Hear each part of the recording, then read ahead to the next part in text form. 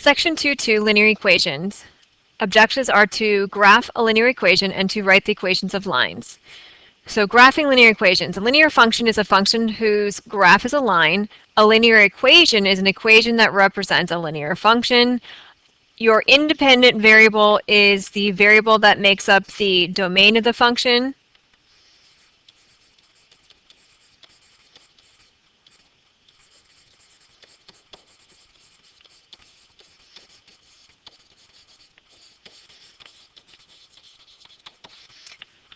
And remember that those are the values that you put into x, and the dependent variable is the variable that makes up the range of the function. And remember, those are the y values that you're going to use. So the domain is the x values, remember, and the range is the y values. Now, slope-intercept form, if you recall, y equals mx plus b. Your m stands for the slope, and your b is the y-intercept. So it's the y-intercept, and again, the y-intercept where the graph crosses.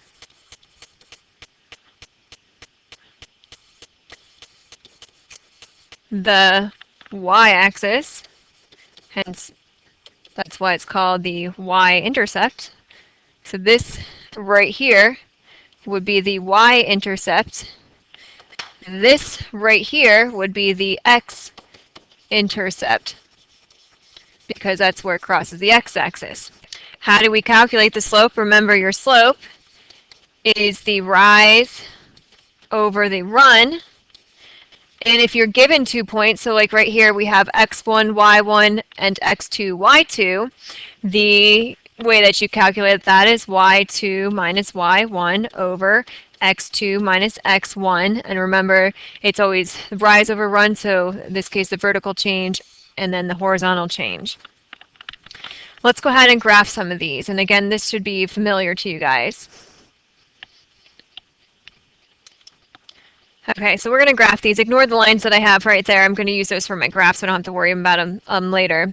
So on our graph, remember that when we're graphing these, you do the slope and the y-intercept. So we have y equals 3/4 x. So our slope in this case is 3/4, and our y-intercept, our b, is equal to 0 if it's not written. So when you're graphing this, you start at your y-intercept, which is 0, and then you do your rise of the run. So we're going up 3 and right 4, which would be right here. So again, up 3, right 4. And then, of course, you would take your ruler. So you guys should out your ruler. And then you would connect the points with a straight line.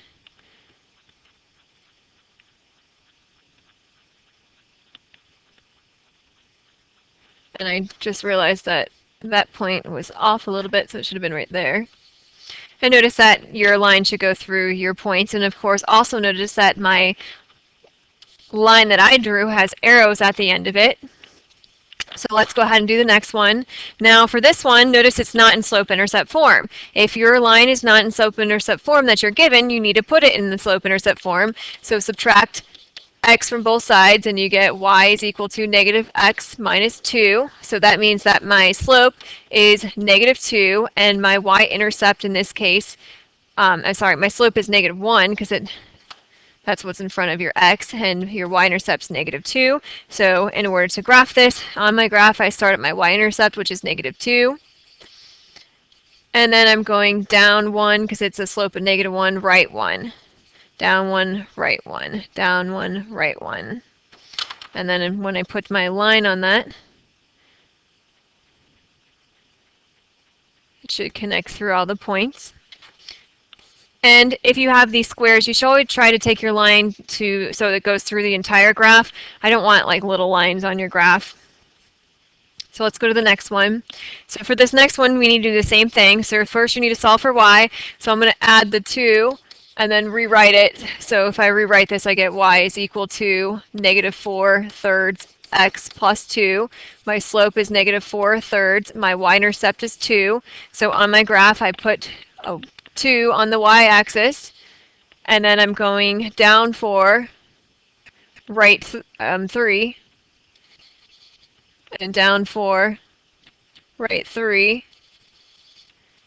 And so then I would take my ruler and connect the dots using my whole piece of graph that I have and arrows on the end. So again, that should be some review.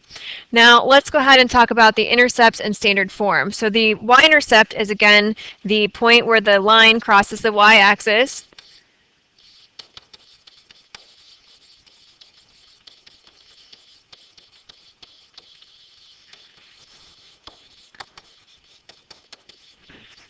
And to find the y-intercept, you plug 0 in for x and solve for y. So anytime you're finding the y-intercept, your point's always going to be 0, comma something. The x-intercept, again, is the point where the line crosses the x-axis.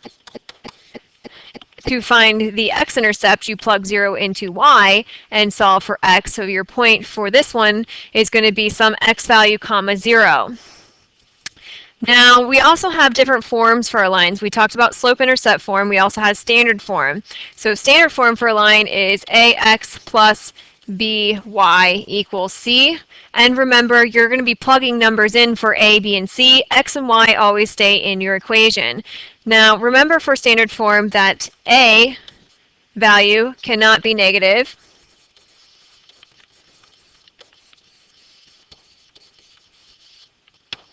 And also that you can't have any fractions. So if you have any of that, you need to manipulate your equation so that you do not. Now, for standard form, it's useful when you're graphing something and you want to use the intercepts if they're easy to find. So if we look at this equation that we have right here, let's find the x and y intercept and use those to graph. So if I want to, again, find the x-intercept, I plug 0 into y and solve for x. So the x-intercept, I'm going to do 3x plus 5 times 0 equals 15. So then negative 3x and 5 times 0 is 0 equals 15. So x would be equal to negative 5, and my x-intercept, that means, would be negative 5, comma 0. So I would put that in my graph. Negative 5, 0 means we're going to be right here, because it's the x-intercept, not the y-intercept, so you're on your x-axis. So then the y-intercept, we're going to plug 0 in for x and solve. So when I do this, I get 0 plus 5y, so 5y equals 15, so y is equal to 3. So then to write this as an ordered pair, we would have 0, comma 3, and again, this will be on your y-axis, so over 0, up 3. Those are my x and my y intercepts, and then I would take my ruler and I would connect the points with a straight line. And of course, don't forget your line continues on forever, so we got those arrows at the end. So that's how you would graph with the x and y intercepts. So let's go to the next one and do the same thing. So for this next one, why don't you guys try it, pause the video, and then unpause it, and we'll do it together. So for the, again, x-intercept, we're going to plug in 0 for y and solve. And notice that this equation is not in standard form, that's okay, it doesn't matter. So for the x-intercept, when you plug 0 in for y, you get 10 minus 3, x equals 7 times 0. So 10 minus 3, x equals 0. So I'm going to take the 10 to the other side by subtracting it. And I get negative 3, x equals negative 10. So x is equal to 10 thirds. So my x-intercept would be 10 over 3, comma 0. My y-intercept,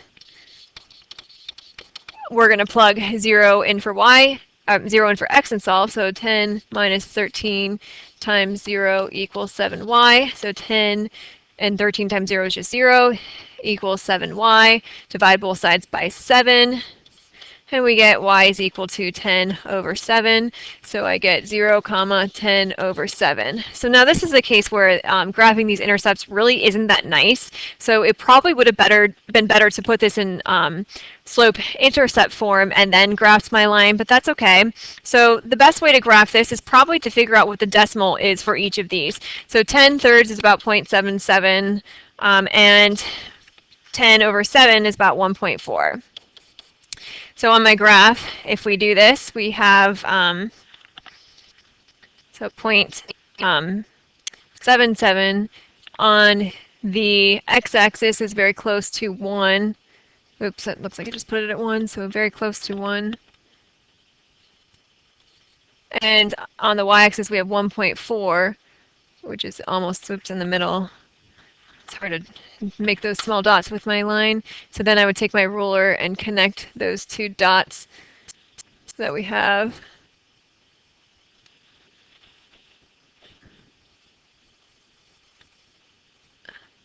So it looks something like that. My points were a little bit off because it's hard to do on the smart board, but you get the idea. So that would be what my line should look like. And of course, hopefully you guys know how to graph lines in your graphing calculator. So if I wanted to, I could put this in slope-intercept form and then put it into my y equals in my calculator. We'll go ahead and talk about doing that later. Now for the next part, we're going to talk about slope and writing linear equations. So to find the slope, we already talked about y2 minus y1 over x2 minus x1. If it helps you to write the numbers on top, that's fine. So this would be x1, y1, and this would be x2, y2. So my slope is equal to y2, which is 2, minus negative 2, over 4 minus negative 2. When I do that, I get 2 minus negative 2 would be 2 plus 2 over 4 plus 2. 2 plus 2 is 4 over 6, and 4 over 6, of course, reduces into 2/3, so that's my slope. For the next one, we can do the same thing, except for we have different points. So 5 minus 5 over 7 minus negative 6, which gives me 0 in my numerator, over 7 plus 6.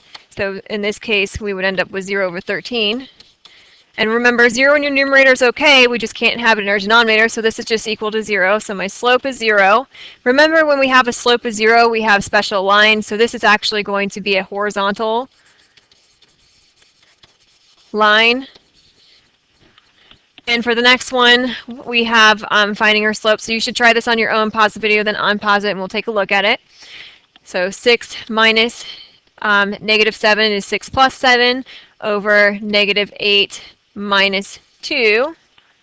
So we get 13 over negative 10.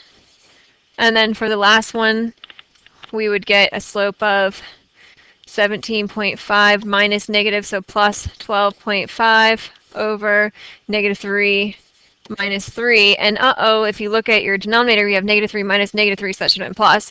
Negative 3 minus 3 is equal to 0, and we can't have 0 in my denominator. Doesn't matter what's in my numerator. So because of that, I know that my slope here is undefined. And remember, when you have an undefined slope, this is a vertical line. So now let's talk about equations of lines. So again, we have the last equation that we didn't talk about, which is point slope form. So it's the line that goes through the point x1, y1 would be the equation y minus y1 equals your slope times x minus x1. And for this, you always would keep your x, your y, and your slope. What's going to be changing is this x1 and y1 point. Slope-intercept form, we said, was y equals mx plus b, and standard form ax plus b, y equals c. Now for this next part, we're going to write an equation for the line with the given conditions. So for this first one, we have m equals 1/5 and passes through negative 5, 8. So if we want to write the equation for this, the first thing that would be easy to use would be point slope form, because we have a point and a slope.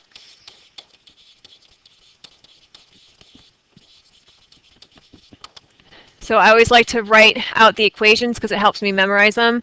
Y1 minus y1 equals m times x minus x1. So when I plug that in, I have y minus 8 equals 1/5 times x minus -5 becomes plus 5. That would be point slope form. If I wanted to put this into slope-intercept form, I would have to solve for y, so I would distribute the 1/5, so I get y minus 8 equals 1/5 times x, and then 1/5 times 5 would just be 1, and then add the 8, and y would be equal to 1/5 x plus 9. So this would be slope-intercept form. And then, of course, the last one, standard form, is the form of ax plus by equals c. So notice your x and y are on one side and your constant is on the other. So for this equation, we would have to subtract the 1/5 x to the other side. So when I do that, I would get negative 1/5 x, and I put the x first because it's ax plus by equals c, plus y equals 9. Now remember, we said when we are writing equations in standard form, we do not like to have negative a value, which we have, and we also don't like to have fractions. So how do I get rid of that negative? I would multiply everything by -1. How do I get rid of that 5? 1/5, I would multiply everything by 5. So basically what that means is I'm multiplying both sides by -5. So -5 times -1/5 would be, positive 1x, so I just write x.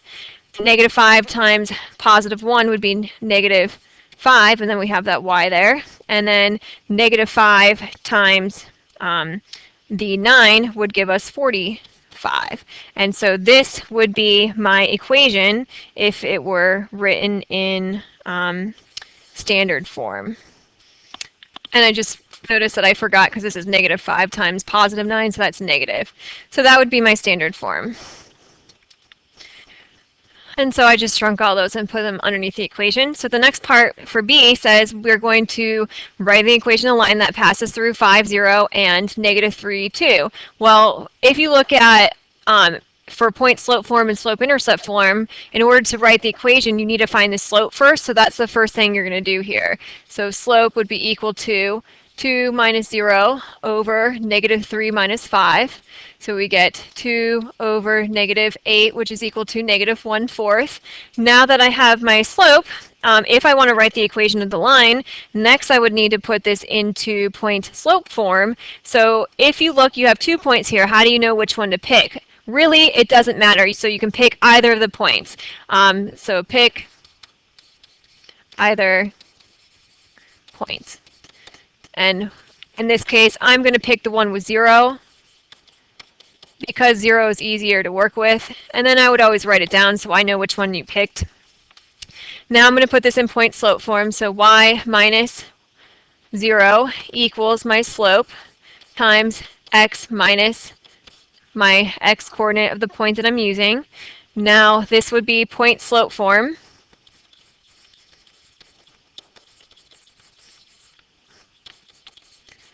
If I wanted to put this in slope-intercept form, I would just need to distribute that 1/4. So slope-intercept form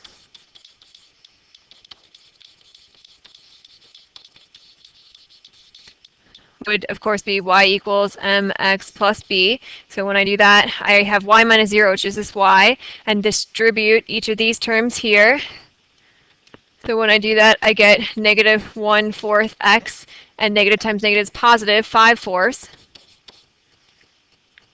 So that would be my slope-intercept form. And the last form, let's do standard. So remember, ax plus by equals c. First, I need to get the 1/4 to the other side by adding it to each side. And of course, here I don't like fractions, so I have 4 in my denominator, which means I need to multiply both sides of my equation by 4, not -4 because my a value is positive. I don't have to worry about that negative now. 4 times a fourth would give me 1x plus 4y equals 5. So again, all I did was distribute to each of the terms that we have right there. And this right here would be, of course, then my standard form. And normally in problems, you wouldn't have to probably do all three of these. However, it would tell you which form to use. So however, we're just practicing each of the different forms. So for this next one, we have m equals 3/2 and b equals 5. So the easiest would be slope-intercept form because you have your m and your b. So y equals -3/2 x plus 5. And if I wanted to put this in point slope form, I would have to figure out a point on my own by either putting it into my graphing calculator or by just picking a point for x and plugging in and seeing what I got out for y. That would be fine too. And if I wanted to do standard form, so this is slope-intercept. If I wanted to do standard form, I would take the 3/2 x to the other side. I would get 3/2 x plus y equals 5, and then I would multiply both sides of my equation by 2 because I want to get rid of that fraction. So I would get 3x plus 2y equals 10 because you have to distribute to every term in your equation. So this would be the standard form. And the next one says we want to find the slope of this equation. If I want to find the slope of this equation, pretty easy to do. You just have to solve for y and put it into y equals mx plus b, so slope-intercept form. First thing I would do is add the 2x to the other side, so -3y equals 2x plus 15. Then I would divide everything by -3. And we get y is equal to -2/3 x minus 5. So that means the slope is equal to -2/3. The very last thing that we want to look at are horizontal and vertical lines. So that would be the last thing that we're going to talk about. And just as a reminder, horizontal lines look like this, and it's y equals some number. They have a slope which is 0. And vertical lines here go like this way, and it's your slope's undefined, and x is equal to a constant. The way that I remember that is I use this little device called Hoy-Vux.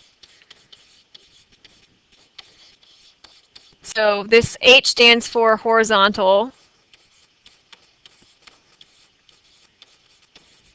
0 just stands for 0 slope. And y equals. For the other part, V stands for vertical. U stands for undefined. Slope. And x equals some number. So you don't have to use that, but that's how I remember it. We will talk about perpendicular and parallel lines a little bit more tomorrow as well, but just to quickly look at it, remember perpendicular lines will intersect at 90-degree angles. Also, perpendicular lines, these slopes are negative reciprocals of each other. So if you have a slope of 1/2, remember that's a sign for perpendicular we learned in geometry, the perpendicular slope is equal to -2 over 1 or just -2, etc. And for parallel lines, you have the same slope but different y-intercepts. And again, we will be doing some practice of this tomorrow. So just bring this with you to class.